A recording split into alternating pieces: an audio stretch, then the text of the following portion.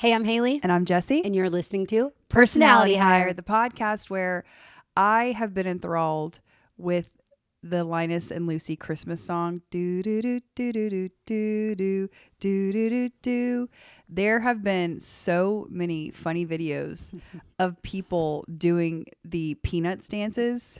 Where have you seen this? No. Where they get a friend for each role. Well, or they're just. I've seen people do it in the past. Yeah, and you know the Charlie Brown Christmas movie when Linus is playing that song and then he starts to break it down and he's like I really do love that part. They're some of the dancing they're doing, they're basically doing the Monster Mash. I don't know what they're doing. Jigs. They're doing jigs. All have their own personality jig. I could watch people recording themselves dancing like those little idiots forever. It's so amazing, funny. And that Vince Gulardi trio is who does all of the Peanuts and Charlie Brown music, and it feels so current and modern, but also throwback at the same time, like of an era. I just love it. And so Timeless. In my head, when I am just vibing through my life right now, the soundtrack in my head is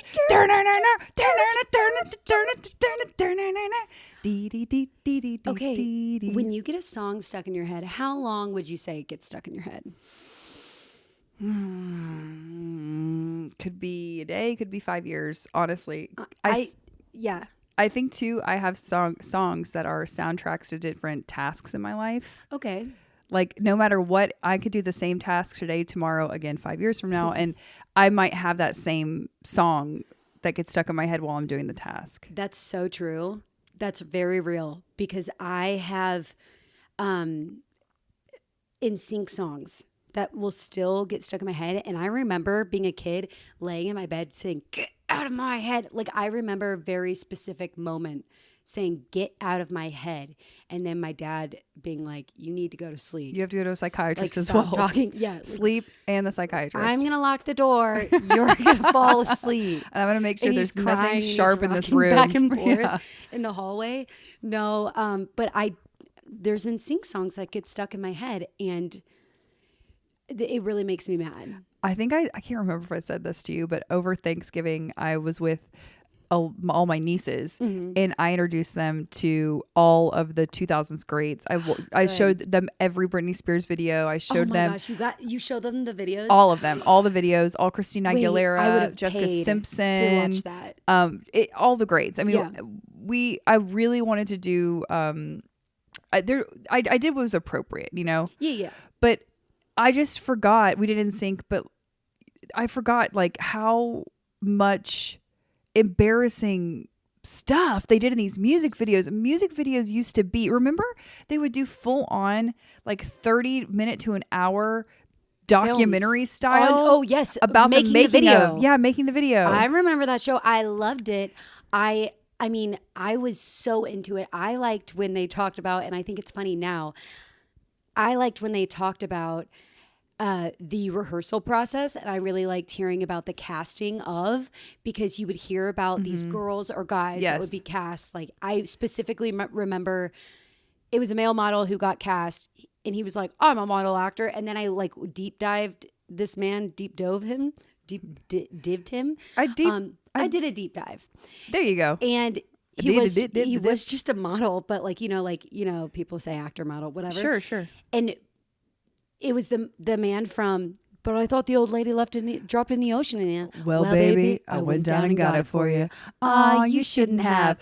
Oops, I did it. See, we'll never forget these moments. Also, I'll never forget there was and crazy a Land Rover buggy. The one that I really, though, you said in sync, that I watched the whole making of the video on YouTube's was No Strings Attached, where the Muppets was that Bye Bye Bye? Oh wait, yes, it was Bye Bye Bye, and they pretended to be marionette puppets. And to your point, they know. To your point about some people don't. Well, get with it. If you're young, this is history. If you're young, gather round. And it's not. This is real history, not like the history we learned in school. This is you can look at it for your own eyes. This is important. There's visual evidence there for you. Yeah, but they were tied up like marionette puppets. And then the girl that they did the same thing with the Britney Spears model. Yeah. Hi, I'm model actress. Yes. Hot Girl USA.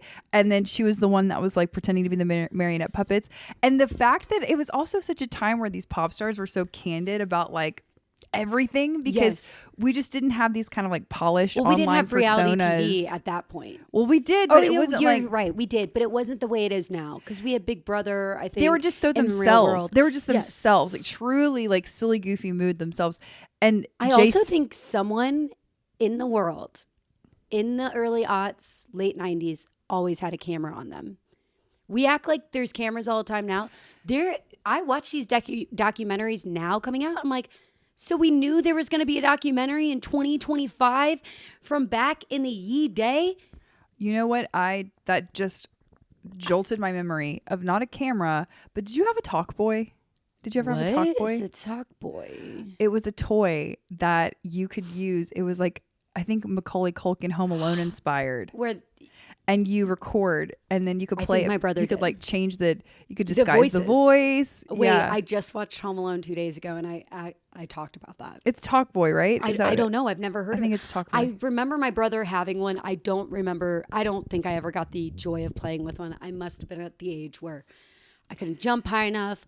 I wasn't as sly in the head yet. That was a really great Christmas gift. Really great. I want that now. I also had Stranger? A red Put it on the list. Nintendo Game Boy. And okay, listen, when we were talking about what are those things called, Tamagotchis, the other week, and I almost bought one because I wanted to be like Jessi. Everything Jessi does, I want to be like Jessi. So I just I'll say I'm copying you. We're going to share a Tamagotchi. Yes. We're going to share a mental illness. Yes. Everything's going to be great. But I went to go get a Tamagotchi, and then I realized I thought back to the time I had one, and I was like, I don't think I actually liked it then because it was too much admin.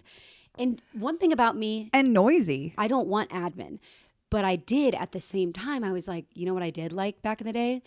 I liked my which I'm pretty sure is my brother's, but it got passed down to me when he got like a GameCube or something, or like a PlayStation. I don't know what was out back then, but the Game Boy clear purple one. Ooh, beautiful. And it was a Game Boy Color. Yes, it was like barely color. It was like the whisper of a color on the screen. Beautiful. But I had this Pokemon game that I absolutely loved, and I found it on the phone. Oh, yeah, like an app? Yeah, they make all the old games like Roller Coaster Tycoon.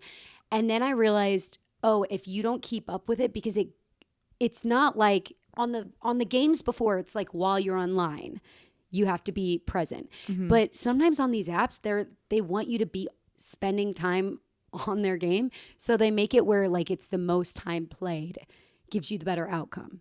So the more time, and I didn't like that. Gotta keep us I'm addicted. like, and I don't have time for that. So I went on eBay and I was like, I'm going to get me a Game Boy Color. Yes, and did you? No, they're really expensive. Oh. Well, they're like they're like 100 something. And I'm like, it's a game. I need to buy oil for Listen, my car. I'm gonna say this to Groot right now. Groot, if you're looking for, your daughter is extremely kind, caring, and generous. And if you're looking for an extra gift to get her this holiday season, get her a Nintendo Switch, get her Pokemon, and then also for me, please get Kirby. Because that's what I like to play on my Nintendo. Kirby. Okay, Kirby. So that's just a little, Santa. Game Boy Color, yeah, whatever. I just remember but something. Also, Dad, we could talk about maybe my phone's busted. This would be an extra gift. Yeah, this would just be like a surprise extra gift. He doesn't need to give me an extra gift. He's sick of me. I just remembered something I wanted to tell you. Just hit me like a lightning bolt. Oh my gosh, what? I'm scared. Same. I love when a thought hits you like a lightning bolt, though. Well, we've said this before. Because sometimes thoughts never come at all. So when they do, and they come like that, I find it special. I really do. I'm like, this is exciting. I think, mostly I also think where I'm just like, just write it down, like just write it down. So you don't have to have a lightning bolt.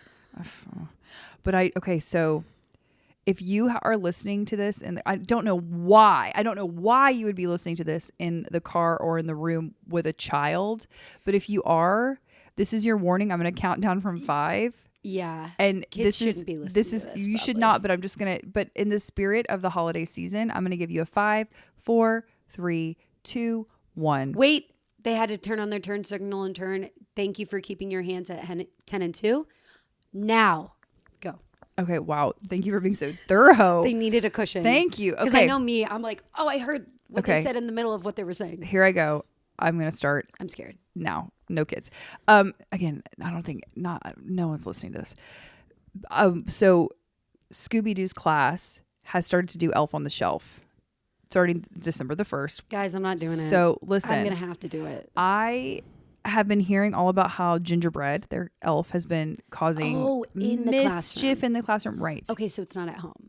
Well, so then crossed. she starts to tell me she never asked for one because I think she was confused about like how you come to acquire one, which understandable. Yeah, because it's magic. That's right. And so she was telling me that all of her friends, everyone in the classroom has one. And I was like, oh gosh. And then I was talking to my friend Tiffany as well. And Tiffany just brought up some good points about how, this is truly a fleeting thing. I know it can be really, really difficult, I think, to come up with the energy to do it at the end of the day, but it's like a short window of time that these kids are going to want to do Elf on the Shelf. So last weekend, I found out Elf on the Shelf. I got it delivered and I went outside, I opened the box and then I brought the box inside and I was like, Scooby-Doo, did you order this? Because I did not order this and it was just randomly on the porch. I was like, what is this? This little girl started to cry with just joy and happiness. Whatever. Give me all the elves. She I'll was do it. crying. I've never seen this before out of her. And then she said, Mommy, I thought Santa didn't want me to have one. She said I was fibbing to all my friends at school because they all had one and would tell me what it did. And I fibbed and said I had one too. She said, but I thought Santa forgot me. Oh my gosh. Obviously, I felt horrific. I'm going to cry right now. I felt horrible, but I guess I just didn't realize. First of all, I'm literally not okay. I didn't know that I didn't know that she knew about it ever. But I think that this is the first year her classroom has had one. So this is the first year that she's like come into consciousness about it. So I'm not like late to the game necessarily, but boy, howdy, did I get a little dose of like, she just knows everything. The other moms, because kids aren't saying it, think of all the other moms who also don't know. Also, how vital. I'm apparently a firm this is. believer though, and you do what you can do, and sometimes you can't do Elf on the Shelf, and that's okay. Believe that. And my friend Elizabeth, my bestie for my whole life, she's been doing it for years, and every year she sends me a picture of her little Elf on the Shelf, and she's like, your time's coming, bitch, your time is coming. Well, guess what, it came. I'm gonna get the Snoop on the stoop one, the Snoop that's Dogg perfect one. I love that. I'm gonna do that one. I will say there's also a Martha Stewart one, and I'm gonna get her. I have two quick ideas I wanted to give. Name the elf? His name is Yodel, which I think is perfect. Yodel. She named him Yodel. I said, what about Candy Cane? Scooby is so creative. I said, what about Candy Cane? And she looked at me and she said, this is what she said. He's like more of like a yodel boy. I said, he is a yodel boy. Little plus boy. Little yodel boy. I'm obsessed. But I wanted to give two ideas because, again, our Spotify Wrap just came out and I look at incessantly at all of our stuff. Norway, shout out to you again. Number 2 Boo Things. Love you so much. And also, a lot of moms listen to this. Actually, majority on Spotify anyway. So I'm going to give you 2 free ideas for your elf if you're doing Elf on the Shelf. Number 1 was a big hit today. I took a roll of toilet paper. I rolled it around the Christmas tree, and then I put Yodel on top as if Yodel TP'd the Christmas tree. Love. Big hit. Second is I put Yodel. Does Yodel have to stay in the same room? No, well, it depends on how your family does it. Okay, our family just is Scooby allowed to touch Yodel? No, yes, no, we're not allowed to touch the elf, or he'll lose his magic. Right. Yeah, that's what I've heard. Second one is Yodel. We found a vase. We put Yodel in it, flipped it upside down on the countertop, and then wrote on a little Etch-a-Sketch that. Well, initially I said to put that. Ooh, your dad farted, so I'm hiding in here. That's funny. That was actually Matt's night to do it. So obviously he wrote, ooh, your mom farted, so I'm hiding in here. That was good. And then the other one, easy. Find 2 Uno cards, 6, 7. Just post them up with the 6, 7 Uno cards. Those are my contributions to Elf on the Shelf. We're all in this together. If you have any good ones, please let me know. Are they allowed to move rooms? Again, it depends on how you do it. So much fun. Yodel could go in her kitchen sink, That's like right. her little toy kitchen, and it could be like a hot tub situation. And with Barbies and stuff. Yes, and get like blue puff balls, like just order them online, though, probably like $1, and then make that water Sure. and put them in the hot tub, and have the Barbies like, have those drinks and a charcuterie board. I'm all for that. Oh, I would have fun doing it until it's like 5 a.m. and I forgot to do it. That's what I wake up in a cold sweat. Being that's like, what I'm worried my about. child's. But also, can Yodel not sleep in? Like, what if Yodel was like, I couldn't move? Or I would just have to put an alarm every night before I went to bed to do it before I went to bed. We just do right now, put Scooby to bed, read her little books, sing her little songs, give her a little kissy poo, and then Yodel's out the door. Yodel's yodeling somewhere in the house, and then I'm off to bed, Right.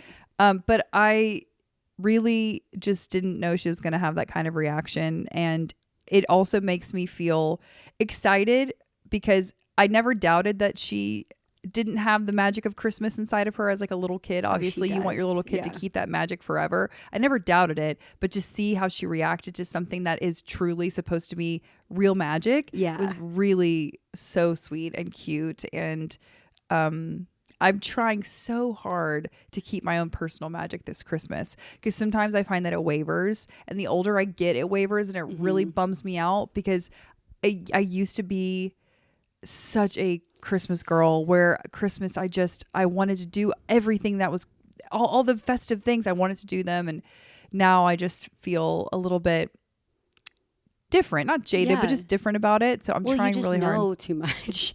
And that's the truth of it. But also, I mean, that's why I do all this, because I'm like, I must remember. And also I try to, remember the true meaning of Christmas and thinking about how magical that is and what Santa represents in that. And also having kids in your life really helps. And like my nephews, Scooby, all my friends' kids, like asking them. I FaceTimed with, also I misspoke. I said my friend Brittany, I said her daughter was 3. And that's because me and my sister-in-law were talking as if, because we were talking to, she's 2. And I know this, but I said that the one who has the doll named Dana, that's what's more interesting is this child was not even 2 yet when she named the doll Dana. She knows what she She wants. doesn't know a girl named Dana. She's never met a Dana. Maybe there's some woo-woo thing happening. Maybe somebody is like... No, I think kids are very close to the other side, and they know things that we don't. Dana, the American Girl doll with one leg and who's naked. Dana. But I think that when I talk to them, like I was talking to her on FaceTime, and I was like, oh, did you get your Christmas tree? Like, what is it?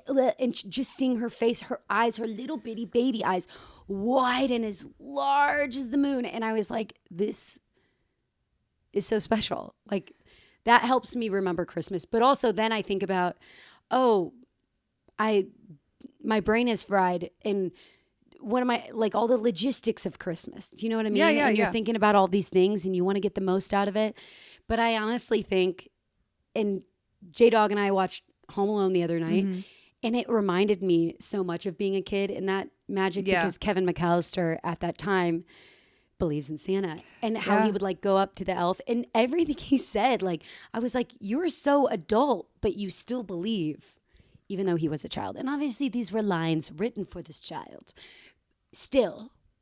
It's just I think it's also the fact that he's not like in that movie. I'm guessing he's like what, 8 or 9. Yeah, and I know that sometimes around that time in childhood is when kids start to not. So I really like that it's also not only a movie about like many levels of like family things going on there, whatever, in the holidays, but it's also a movie about like you're never too old to believe. Also, it's kind of like that Peter Pan Tinkerbell shit where when you're seeing Peter Pan, it's like you gotta clap for Tinkerbell or she's gonna die. You know? Yeah. Also, it all around that movie is also the what best a dramatic fairy. Truly, but that's applause is going to bring fairy. You don't think she's going to be dramatic and being admired she's a Leo. And adored is good. We need to look her up. She's got to be a Leo. Well, if she's played or by a Sagittarius. Well, let's say what's Julia Roberts, because remember Julia Roberts was her in Hook, right? So what is Julia Roberts?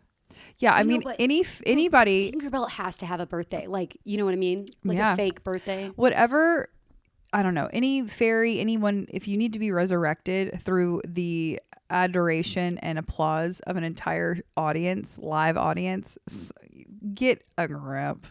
Please. I know, because Please get a grip. November 19th. So what is that? That's her arrival. Let's see if day. November 19th, Zodiac. Someone's telling us right now. Someone's like, that's my birthday. Is that a Scorpio or is that after? Or is that, what's after Scorpio? I don't know, girlfriend. Merry Christmas and happy holidays. Scorpio. That's Oh, right. yeah. So Scorpios, aren't they usually like shiesty? I thought, I think Scorpios have a reputation for being a little bit slithery, a little bit like a little, Strong-willed. I don't know. I They really missed the mark there. She should have not been so. She should have been more sly. Drama queen. Yeah, should have been a Leo. I am almost done with. Oh no, like I'm actually pretty much done with my shopping. Oh, the one thing I also wanted to say to you, to everyone, is that if anyone is shopping for the person that they're like, this is really difficult to buy for, and maybe this is like an in-law or a parent, something of that nature. There's this product called Bird Buddy, and it's a birdhouse bird feeder situation with a little, basically a Ring doorbell camera attached to it. Yeah. So when a bird lands, you can get on your phone on an app and check out the bird situation. I ordered that for my in-laws because I was like, they're going to love this. And They are going to love it. I know. I feel like that's just a cute, sweet little gift. Oh my gosh, that's a cute one. And I have like a that. really hard time, sometimes those people are there. They have It is everything hard. they need. Yeah, that's it. Buying for the person that has everything they need sometimes I think is the easiest because I lean art.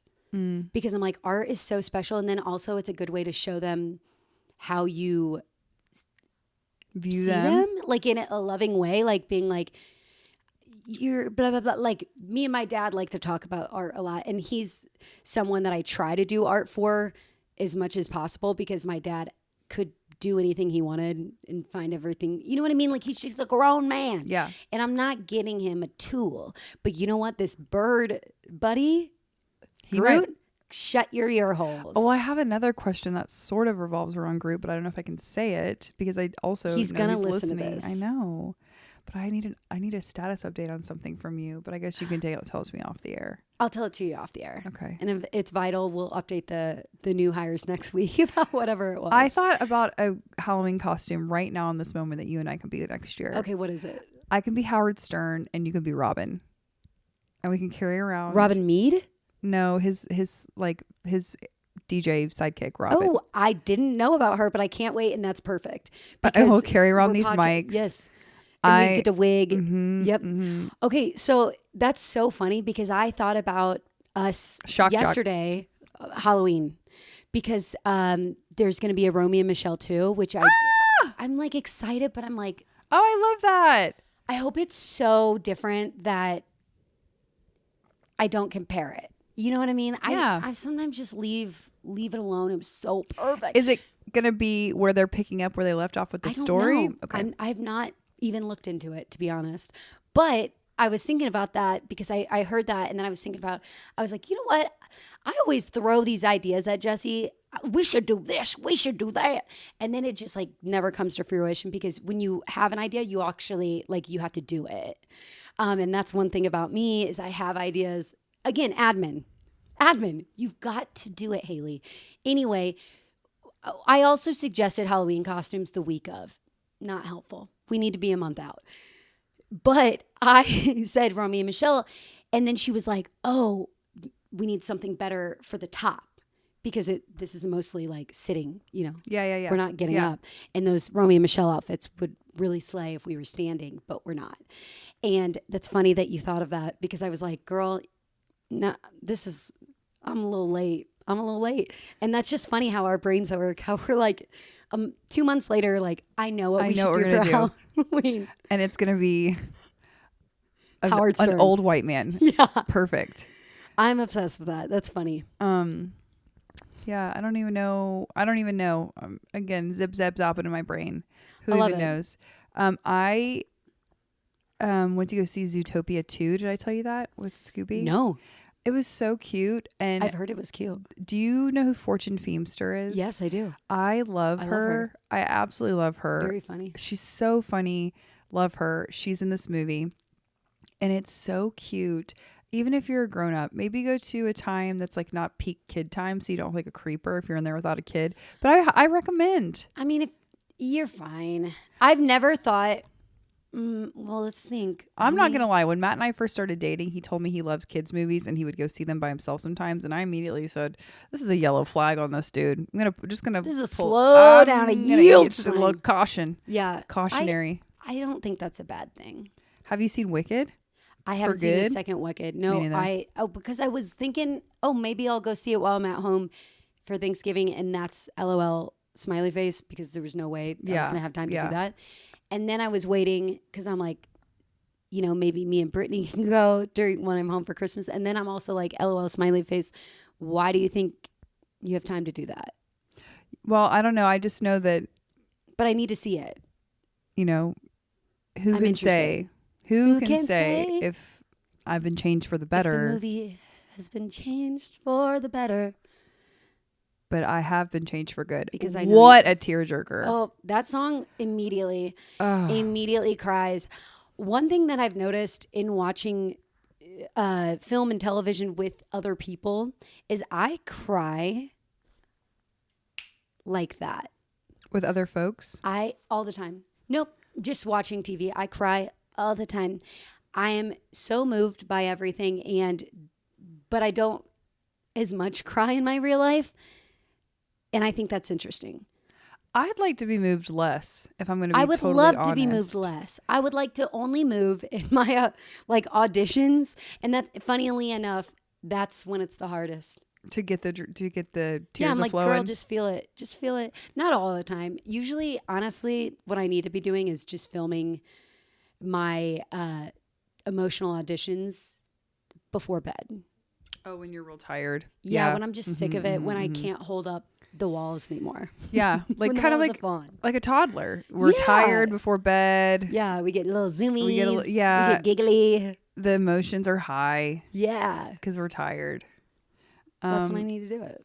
That sounds good to me. Yeah, I don't know. I honestly right now could just shut my eyes and do the whole podcast just with my eyes closed.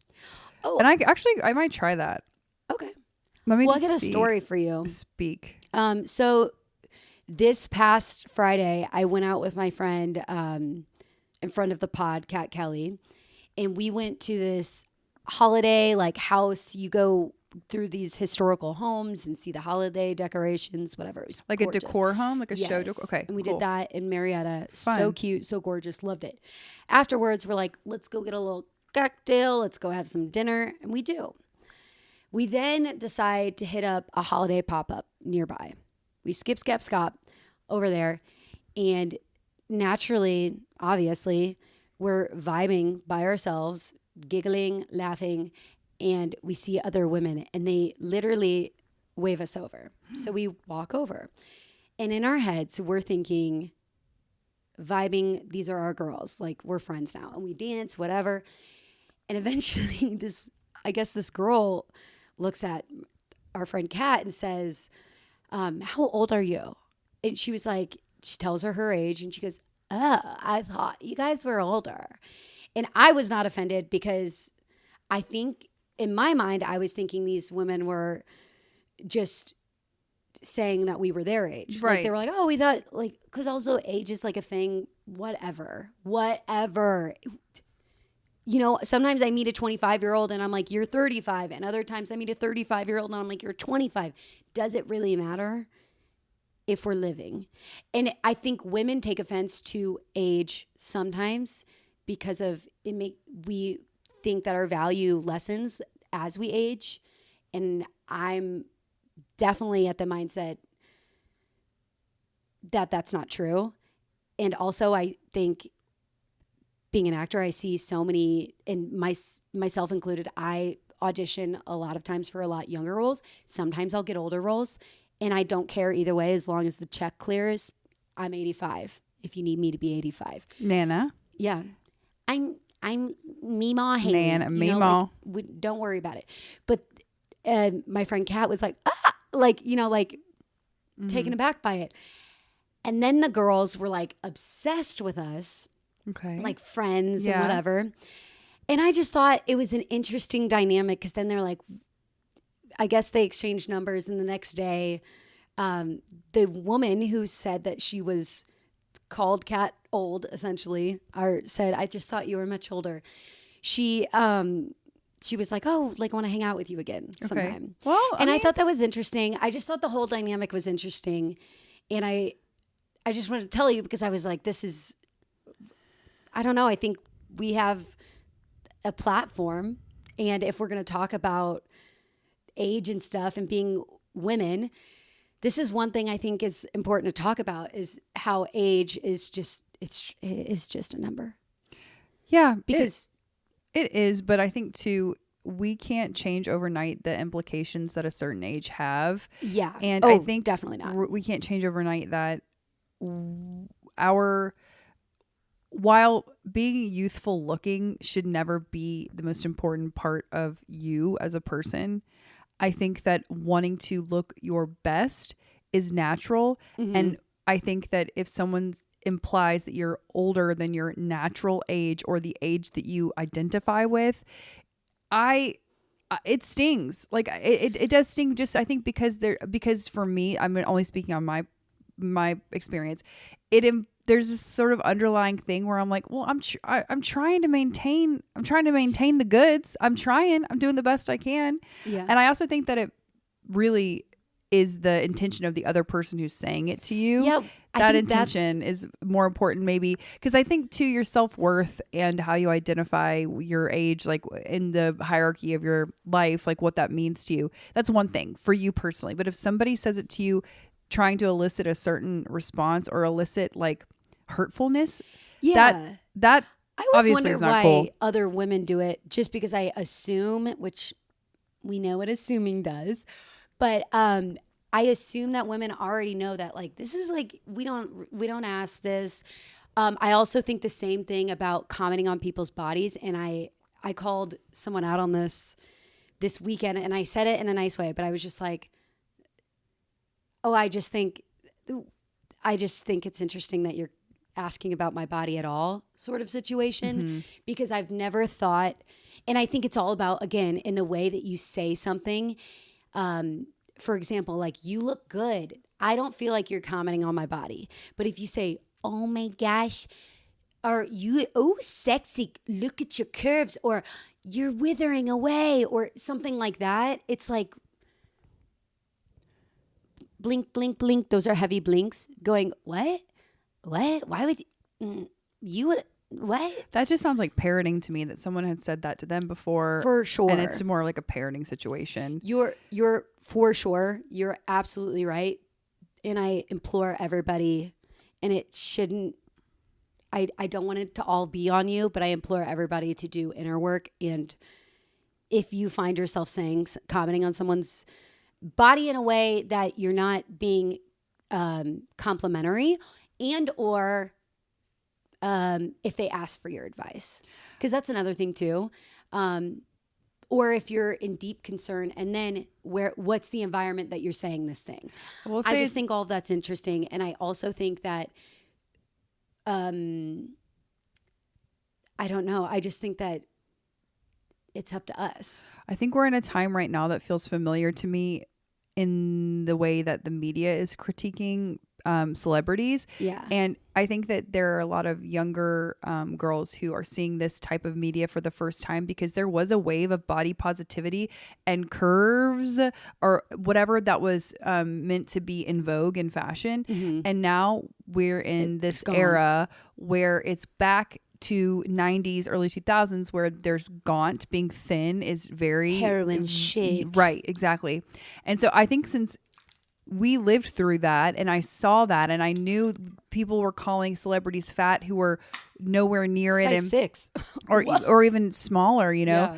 And since I've been through that, I've kind of seen the trend change and now it's going back again, right? That to me it's a weird feeling because I feel desensitized to the thinness. in a way that other people are kind of sounding the alarm and going, this is not right. This is harmful for so many different reasons. For me, I think because we didn't really have people, again, sounding the alarm like on social media about how this thinness is dangerous. Not only impressionable girls, but truly dangerous for like your overall health and well-being. Mm-hmm. I feel weirdly desensitized to seeing somebody that's incredibly thin. And I don't, there's like no real, there's just like wind blowing behind that thought, obviously, because I'm not articulating it well. But other than just to say, like, it's just interesting how I'm responding to it. I'm being like, yeah, they're really skinny. Yeah, that's like I've seen other celebrities back in the day that they did that thing, you know. And then those same celebrities went the other direction when it was cool to be the direction, and now they're, you know, I don't know. Does that make any sense at all? No, it makes total what sense. I'm saying? I think I'm agreeing with you on all of it, is that it feels desensitized now, yet if the conversation needs to be had, and I agree with this, that if the conversation needs to be had in a loving and helpful way, I also feel like a lot of women deal with a lot of ED, and body dysmorphia, which is so real. And I think, honestly, I wonder what would happen if we all just shut our mouths about people's bodies. And we've talked about on this podcast, and I just want to acknowledge this, that we have expressed emotional concern for the stars of Wicked, for example. Yeah. So I want to acknowledge that. And I think that was more of a conversation topic as far as, again, this, like, stars going one way or the other, and how and also it's scary. Conversation around like the working conditions, like how stressful it may have been. Yeah, just what was going on. Yeah, just the stress what it can do to your body too.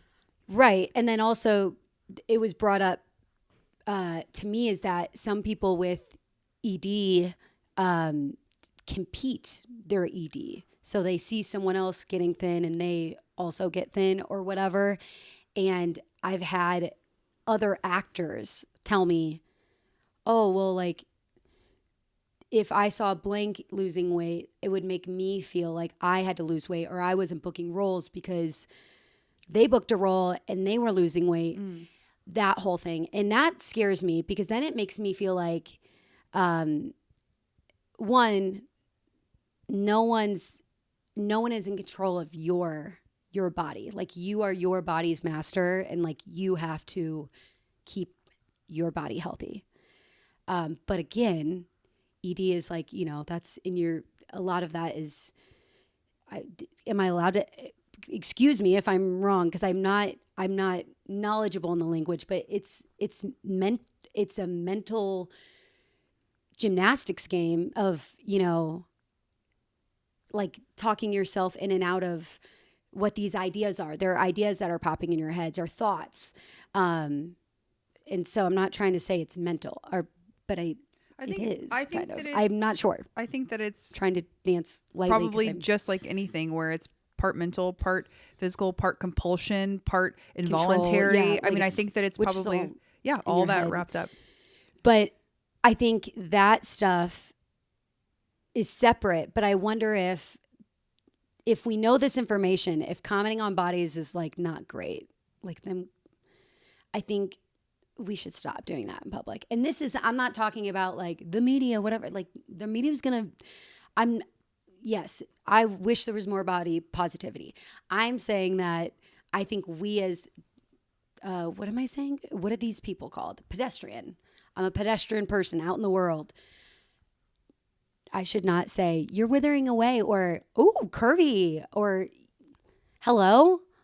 I thought you were younger. I didn't realize you were so old. Like, what is going on with people? I think that's my question, is like I think mental aspect is one thing, but putting it on other people.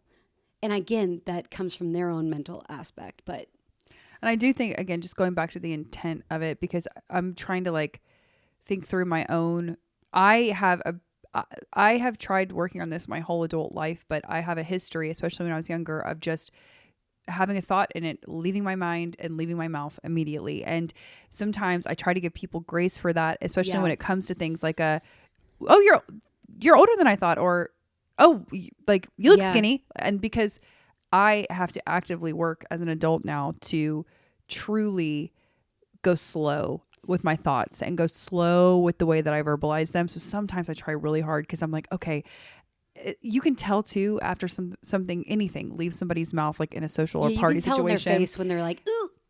And also the way that their follow-up is really important. If they lay on the gas, then you're kind of like, you're trying to make me feel. You're so right. But the follow-up is different too.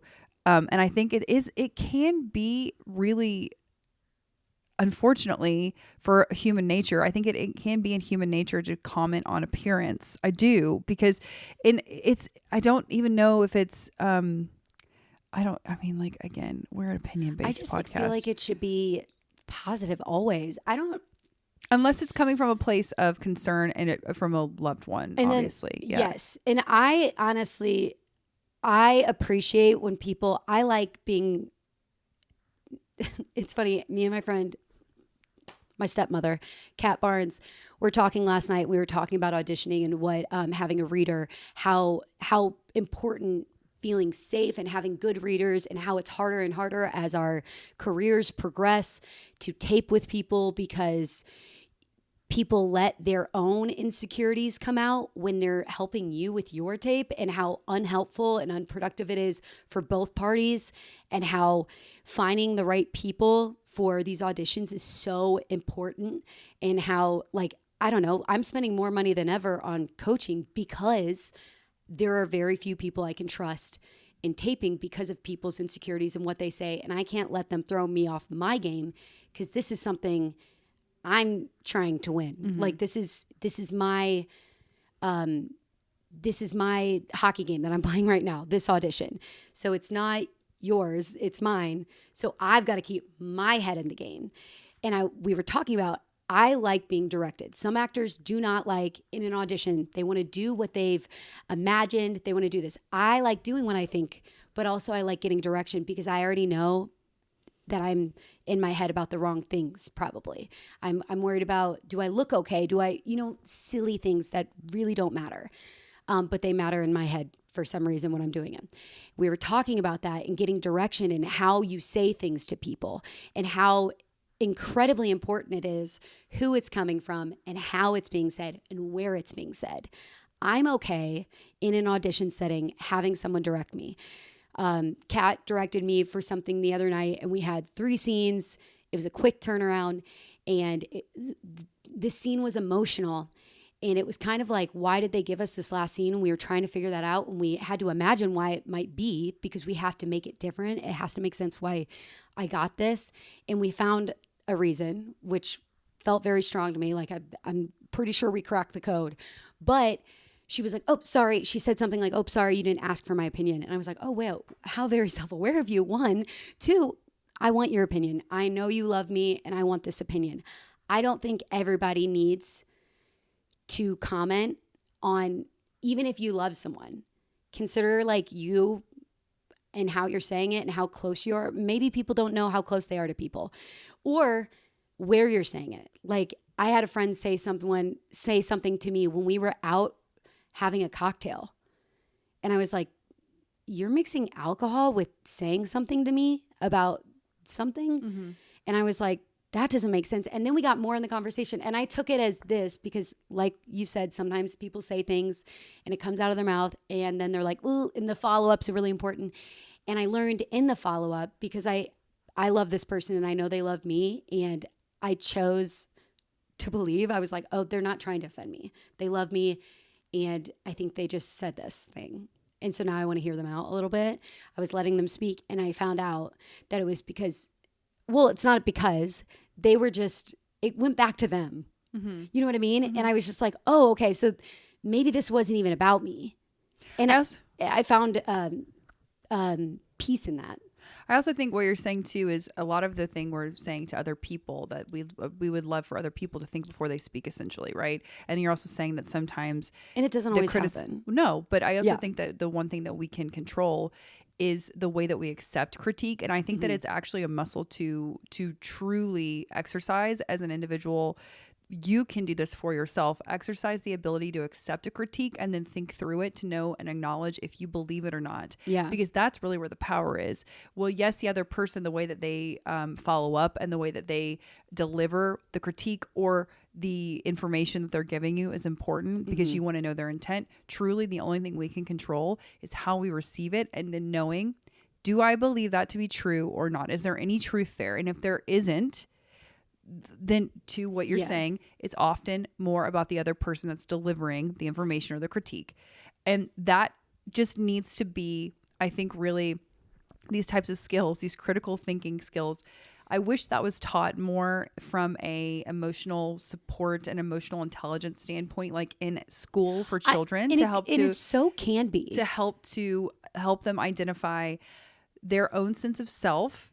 And then through knowing who you are truly, it helps you weed through the bullshit of day-to-day life of people who are going to say things to you out of their own insecurity. And that really, again, we talk about this all the time, but I'm so focused on the things that only I can control. I cannot control other people. I preach that to Scooby from truly the minute she started school. You cannot control other people. You cannot control children. You certainly cannot control adults. The only thing you can do is control your reaction and the ability to say, does this information resonate with me? Is there some truth to it? Because if there's truth to it, you consider the source and you say, the source cares about me. Yeah. So that's one thing that I think is very valuable. And when a friend comes to me usually, and I don't know where I started to gain that skill, but I know it wasn't, I know I didn't have that my whole life, but I remember at one point it started to happen where I was starting to realize like, oh, this person loves me. Why would they want bad for me? And what about this conversation is like triggering me or making me so upset? And why am I immediately offended? And then usually it's because no one likes being told that they're doing something wrong or that they're wrong, especially when they don't mean to be wrong. That's another thing. Because when you're being careless, that's another thing. But when you are being thoughtful and then someone tells you, oh, you're not, you blank, that's like, you're like, no, I'm not. I'm really trying hard to be deliver great. this gently. Yes, to be good and love you, or like not even deliver. It's like, or act this way. Yeah, consider you in my actions. Yeah, consider you. Yeah, that's it. And I just think that's a skill that is so priceless. Being able to hear criticism and not take it as like, oh, this person's against me, but this person is for me. And they want me, they're seeing this other perspective and they want me to succeed. And again, delivery and where the delivery is being had, time and place, person, all of that stuff really does matter. I think too, your ability to accept criticism for what it is also comes from a place of you being open to saying, I don't know everything about myself. I think some people really pride themselves in saying, I know myself inside and out. I've done the work. I've gotten to know who I am. I know how I tick.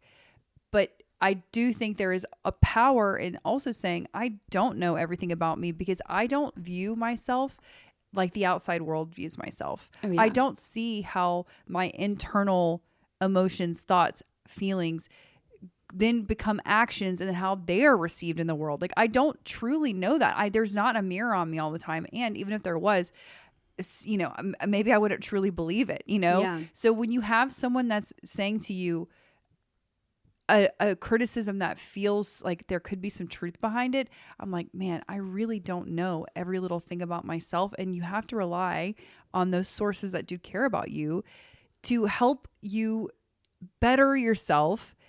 And that's scary because then you have to trust. You got to really trust that this person wants the best for you and that they're also being truthful, and acknowledging that you might have a criticism that's true is painful sometimes. It's the worst. But I think it's way more powerful to say, I don't know everything about myself. And I'm going to trust this person to let me, to show me something about me, show me something about me. Like there's some power in that. You got to relinquish some power to the other person, but there is some power in saying like, teach me about me. Yeah. You see me in different ways. Teach me about me, you know? Not in every instance, because of course you should know who you are to a certain degree. I just mean like, you know, like, no, I feel like I know myself very well, but I also, if Jessi comes to me and says something, I'm going to consider it, because Jessi also knows me very well, but she also knows me out of my body. So like she sees me in a totally different way than I actually even feel probably most of the time, which is very valuable. It's kind of like what I said a few weeks ago about Karina and Kellum too. When you trust how someone feels towards you, like this person loves me, you can hear, and you remember that first and foremost when you're getting a critique. And also, I don't always think it's a critique. I think it's just an observation and something to guide you and help you. And a lot of times if someone's saying something, the only time I've ever said anything about anyone to them like that, it's like, oh, I think they need to know this information. It's not like, oh, they said something dumb. They acted dumb, like whatever. They were having a day. Let that fly. But if it's like something that I see that is like dwelling or one of those, and I've had to say something to a friend, I think about it a lot before I say it. And it doesn't mean it's going to come out right, but there's a ghost. What was that though? I'm curious. It's a picture frame. It's actually a picture frame that is from the Goodwill, and it just. Oh, okay. It's been had its day. But I thought we were about to get a sign, but maybe sign from God. Maybe, yeah. They were saying shut. They were like, not enough. Here's a critique for you. Here's a critique. Shut it. And I'm gone because I don't know where. But I think I was saying. Considering the source, highly important. Knowing yourself is important. And that doesn't mean you don't know yourself if you don't know something you're doing. That is just, you're human. Yeah. I think also sometimes people think they have to be so confident and fake it till you make it with the confidence that they draw this line in the sand, and they don't want to hear anything from anyone, because no, I'm not like that. I'm like this. And honestly, that's not helpful for you. It's just not. I mean, I think the best example I can give is like with acting. I know that the people who love me and the people who I can trust to come tape for me or whatever, I know that they want me to do well. And I have to believe that when hearing their direction or their suggestion. And honestly, I'm always like, thank you for that, because now because on set I'll be working with however many people, a bunch of people, and we're all gonna have to collaborate. So me collaborating now is just gonna give my audition that much more color and that much more texture, and be more me, because that's what they're gonna get, because they're gonna be collabing too. And life is a collaboration, my friend. I truly like to think about the way that I am moving through my life right now, as I am more like Play-Doh, silly putty. I am more like modeling clay than I ever have, because I am solid. There are certain parts of my personality and my foundational core beliefs that are very solid, but I am malleable in the sense of like, I want to continue to be a better, more kind, thoughtful, loving person. And that means that you can pinch me and poke me, and I can move a little bit and I can shift a little bit and change in the right directions. But the majority of me, where it comes to like my core part of who I am, is pretty solid. Yeah. So I feel like that, you know, liquid, gas, solid, Play-Doh. I love that. You. Play-Doh. Play-Doh. Oh my gosh. She's multiple. I don't know if I'd be in Playboy at this point in my life. I do not wish. But maybe I'd be in an article, you know? Yeah. Maybe just like an article. Wink, wink. Maybe. You know what I'm saying? You know how people are like, yeah, I read Playboy for the articles. Well, baby. Sure. Read up on me then. Sure, yeah. Do you have any final thoughts for us today? I'm trying to think in my noodle. I always have all of these thoughts as soon as we stop. And then I'm like, I cannot speak anymore. I would just say, consider the source. Also, we're talking about this during holidays when everybody's going to have to go home and hear their mom say, have you put on a little bit of weight? Or whatever they're going to say. Or eat a burger or whatever. Our poor moms grew up in a time that was 10 times worse than what we are. Well, I don't know if it's 10 times worse, but they had their own struggles too. So just consider that when your mom's saying that to you. Maybe that's my final thought, is that your mom is working with what she's got. If someone says something unkind to you during the holiday season, What an odd thing to say aloud. Think that they're just repeating back possibly what has been said to them. And then maybe that'll help us all think a little bit more like, oh, I'm sorry that happened to you, but I'm not going to let it happen to me. And I do remember around this time of year, I said something to the effect of, if someone says something mean to you over the holiday season, you look them in the eye and you say, let's get on the front yard. Put your dukes up, Let's baby. scrap. Let's square up. Let's rock 'em, sock 'em, boppers. And I still Let's stand by that rumble. too. I stand by the loving, and I also stand by The fighting. slight physical violence. Because if we're going to remember anything about Jessi, is that she likes to altercate. Altercate. This girl likes to altercate. She altercates all day, all night. And that's if why you we're want to good get in a yin and fight, yang. yeah, We're good, great yin and yang, because Jessi will altercate and I go, leave him be. And but it doesn't mean it doesn't bother me, but I go, no. But again, I don't like admin. And if I have to plan a fight and I have to write it down right. and I have to be there on time, and Atlanta traffic, I mean, come on. if I have to plan a fight, that's another thing about me. Yeah, meet me out on the lawn in Don't 10 worry minutes. about it. No, I don't know how long it's going to take me in the bathroom to pump myself up. When you are at your nana's house, don't have to plan a fight. Just altercate in the kitchen, altercate in the living room, altercate near the stockings, altercate near the Christmas tree. Altercate throw a near present. the elf on the shelf. Yeah, throw the presents. Matter of knock fact, them out. Knock throw them out. that elf. Throw it in a circle. Throw it in a circle. Altercate. Altercate. This holiday season, altercate. And with that, we love you so much. Please rate, review, subscribe. Please share your favorite episode with a friend. Maybe it's this one. Maybe it's one from the past. But please pick an episode from this year and send it to a friend. And we love you. We care about you. And we will see you next Thursday. Janine, take us home, sis.